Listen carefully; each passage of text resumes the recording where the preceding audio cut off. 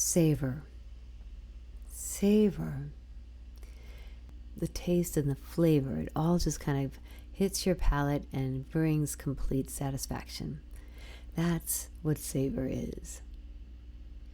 So the Savor program is a little bit different than a food social in that it really is about the food and the nuances of different versions of that themed food.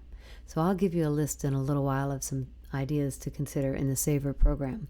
It's pretty much designed for all residents, all individuals, with the exception of those with swallowing precautions, and you have to watch for food allergies and food sensitivities. It's a wonderful program for just reminiscing, for connecting, for just total enjoyment around the taste of food. The goal is socialization and especially enjoyment, and it's an opportunity just to be a part of a popular weekend activity that would otherwise be happening at home. So it was developed by the residents. They wanted to have a non-institutionalized moment and non-institutionalized food, and this was a program that they came up with. The setting has to be a little sophisticated and elegant and just different from normal food and dining room situations.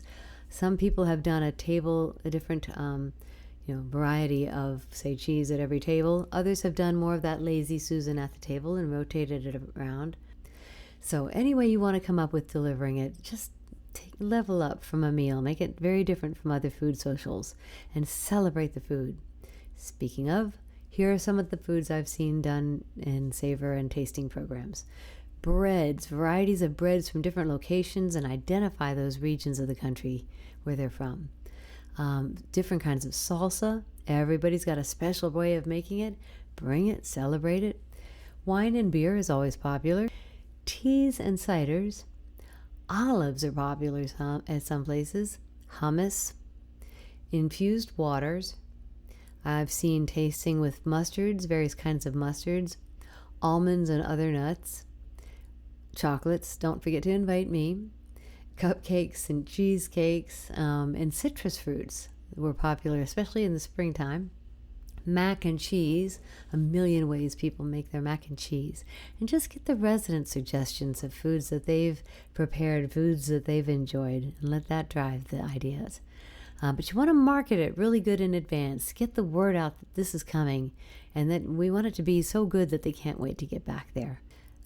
Conversation cards just to keep some dialogue happening around this and keep the memories flowing. Like, when is the first time you had such and such? Who made it best? What was your experience around tasting that the first time? Why do you think it was so special the way so-and-so made it? Then bring trivia questions about that. One of my favorites was they brought in, they got local flavor of the community, and they got in someone from the community come in and talk about that. I've seen that done with wines, and I've seen it done with cheeses. So you get someone to come in and it be a guest speaker. Another building did it, not so much that it was a regional thing, but they had someone in the community who just published a cookbook. And they came in and did a presentation. So they just kept adding to it and just making it a more wonderful event for the residents. So consider a Savor program. I'm going to put a flyer, a PDF flyer in the feed, but I want you to come into the comments and say what parts of this you could take home and how you would apply it with so-and-so in your facility, or how you might do this with memory care, or even how we could possibly do it during COVID. So come in, enhance it, make it bigger and better. And I'm going to do the same on your programs as well, but we're just going to keep building programs all week long. All right. Y'all made me hungry doing this one. I gotta go. Take care.